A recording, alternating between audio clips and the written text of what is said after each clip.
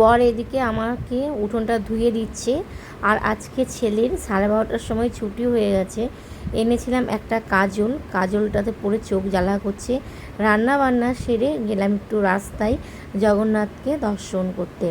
জগন্নাথকে দর্শন করে বাড়িতে এসে রেডি হয়ে গেলাম বাড়ির কাছেই তো বড় রথের মেলায়। আর রথের মেলায় কি কি কিনলাম, কেমন ঘুরলাম, তো চলো ভিডিওটা দেখতে থাকো। শুভ সকাল সবাইকে। সবাই কেমন আছো? আশা করি যে যেখানেই আছো ভালো আছো, সুস্থ আছো।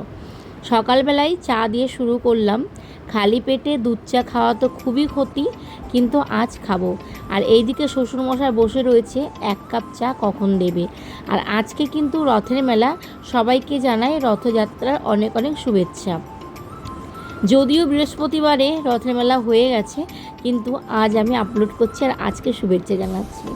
আর সকালবেলায় আজকে সুন্দর রোদ উঠেছে। রথের মেলায় আর এক ফোঁটা বৃষ্টি হবে না সেটা কখনো হয়? অবশ্যই হবে। এখন রোদ আছে, কিন্তু আজকে এক ফোঁটা হলে বৃষ্টি হবে, মেঘ হবে, সবই হবে। আর এই দিকে দেখছি বরমশাই ধুয়ে দিচ্ছে, আর আমার ছেলের আজকে 12:30টার সময় ছুটি হয়ে গেছে। আজকে একটু কাজল পরতে ইচ্ছা করলো। আগে তো মাঝে মধ্যেই পরতাম, কিন্তু এখন কাজল পরলে চোখ জ্বালা করে। তো এরকম হয়েছে কি, আমি যখনই একটা কাজল দোকান থেকে নিয়ে আসি চোখ জ্বালা করে, সেটা নিয়ে আবার দোকানে যাই, যে এত দাম দিয়ে নিলাম, চোখ জ্বালা করছে কেন, কাজলের ফল্ট। তো এরকম দোকানদারের সঙ্গে ঝগড়া হয়। তারপরে ওটা দিয়ে আবার অন্য দোকান থেকে ওর থেকে আরেকটু বেটার কিছু দামের মধ্যে নিই, তাও দেখি পরে চোখ জ্বালা করছে, আবার চেঞ্জ করি। তারপরে আবার যখন কিছুদিন আগে আবার গেছি কাজল আনতে, তার থেকে আরেকটু বেশি দামের মধ্যে নিয়েছি। তো যখন আজকে পড়েছি তখনও চোখ জ্বালা করছে। তার মানে বুঝতে পারলাম যে এটা দোকানদারের দোষ না, আমার চোখেরই দোষ। বর মশাই তো সকাল সকাল বাজার করে এনে দিয়েছে। যেহেতু আজকে বৃহস্পতিবার ছিল, স্নান পুজো না করে রান্নাঘরে একদম ঢুকতে ইচ্ছা করে না। তো এখন প্রায় 12:30 বাজতে যাচ্ছে, আর আমি এখন রান্না করব। আর মিষ্টিবেলা যাচ্ছিল, মিষ্টি তো দেখলেই অ্যাঞ্জেলের পুরো টপ টপ করে লাল পড়ে। তো সবার জন্য মিষ্টি নিলাম, তার মধ্যে একটা অ্যাঞ্জেলকে দিলাম। মাছের ডিম এনেছে, মাছের ডিম আমার একদম ভালো লাগে না। তো মাছের ডিমটা ভাবছি যে বড়া করব। আর মাছের গা মাখা করব, আর তার সাথে বাঁধাকপি করব। আর আমি কিন্তু যখনই বাঁধাকপি করি তখনই কিন্তু ভাপিয়ে জলটা ফেলে দিই, কেননা বাঁধাকপি যে গন্ধ, সেই গন্ধটা আমার একদম ভালো লাগে না। আর তাড়াতাড়ি বেশ হয়েও যায়। আর অনেকের কিন্তু বাঁধাকপিতে, ফুলকপিতে গ্যাস হয়, একটু গরম জলে ভাপিয়ে ফেলে দিয়ে রান্না করলে তাদের কিন্তু গ্যাস হয় না, সমস্যা হয় না। যেমন আমার শ্বশুরের, মানে বাঁধাকপি ফুলকপি দেখলেই বলবে যে গ্যাস হয়ে গেছে, গ্যাস হয়ে যাবে। আমি বলি যে না, আমি এমন করে রান্না করেছি, ভাপিয়ে জলটা ফেলে দিয়েছি, গ্যাস হবে না, খাও। তো এইদিকে দেখো মাছগুলো একটু কড়া কড়া করে ভেজে নিচ্ছি। আর এই কড়া মাছ দেখে বর বলছে আমার জন্য 2 পিস মাছ ভাজা রেখে দিও, আমি খাবো। তো আমি বললাম ঠিক আছে। তো এইদিকে দেখো বাঁধাকপি করেছি, আর এইদিকে মাছের বড়া ভাজা, মাছ ভাজা, আর পটল ভাজা। আর এই হচ্ছে মাছের ঝোল, মানে বেশি ঝোল করিনি, গা মাখা করেছি। আর এটা হচ্ছে ভাত। তো চলো এখন রেডি হয়ে একটু রাস্তায় যাব।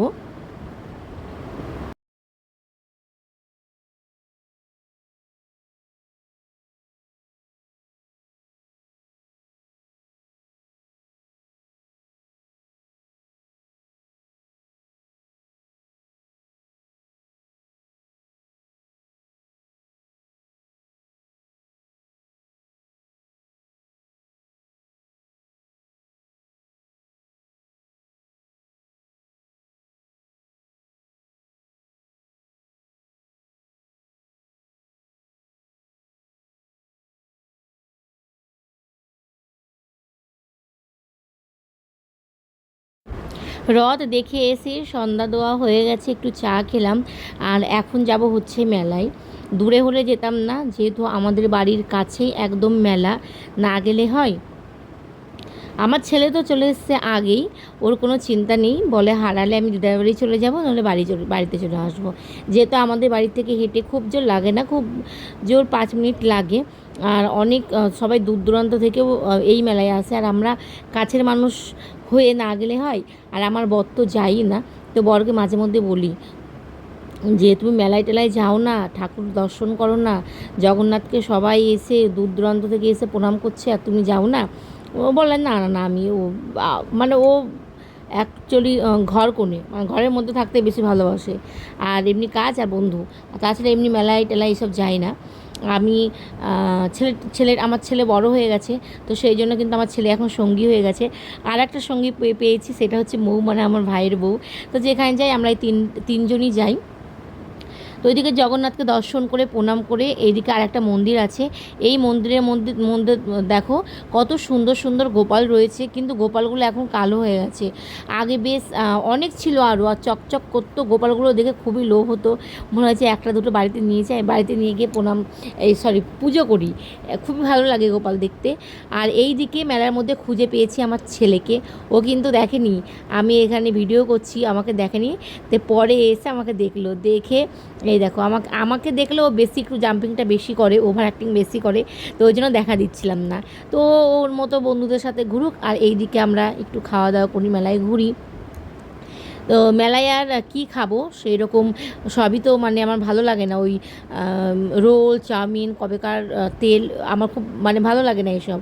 তো সেই জন্য কিন্তু আমি আইসক্রিম ঘুগনি পাপড়ি চাট এইগুলোই খাই, মৌসুম। আর এখানে কত দেখো ছোট ছোট সব হাঁড়ি কড়াই বসেছে, কিন্তু এই হাঁড়ি কড়াইগুলো আমি নিব ঠাকুরের জন্য। আমার বর অনেক কিনে দিয়েছে ঠাকুরের জন্য, অনেক বড় বড়, কিন্তু ছোটো ছোটোগুলো বেশ ভালো লাগছিল, তো ওই জন্য নিয়ে নিয়েছি।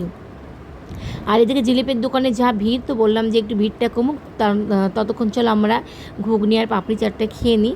আর রাত হয়ে গেলেও কোনো ব্যাপার নেই, যেহেতু বাড়ির কাছেই। তো চলো পাপড়ি চাটটা খেয়ে বাড়িতে চলে এসেছি। আর কী কী কিনেছি দেখো।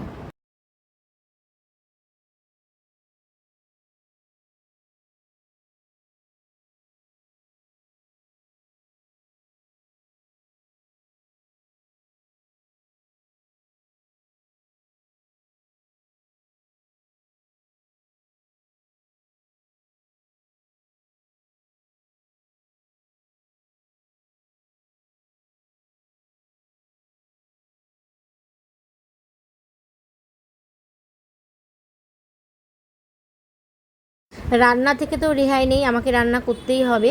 তো গরম গরম ভাত, আলু সেদ্ধ, ডাল সেদ্ধ, ডিম সেদ্ধ করেছি।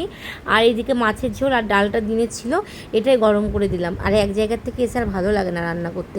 তো চলো তাহলে আজকের মতো টাটা, গুড নাইট।